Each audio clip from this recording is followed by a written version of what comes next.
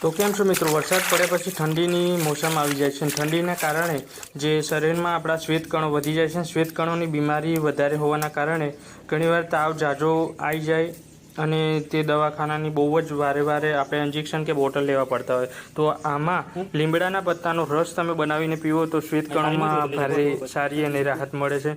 જે આપણે લીમડાનો રસ કઈ રીતના બનાવશું તેની પૂરી રીત આપણે આ વિડીયોમાં બતાવીએ છીએ. તો પહેલાં લીમડાને સાફ પાણીમાં ધોઈ નાખ્યા પછી એના પત્તા આ રીતના તોડી લેવા પછી જે કપડામાં વાટી અને આ રીતના એને પીસી નાખ્યા પછી કપડામાં બરોબર પીસ્યા પછી એક ગ્લાસમાં પત્તા કોરા લઈ લેવા.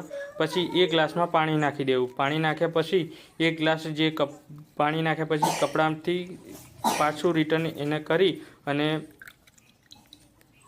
અંદરથી રસ કાઢી લેવો. જે પછી આ રીતના રસ થઈ જાય લીલો.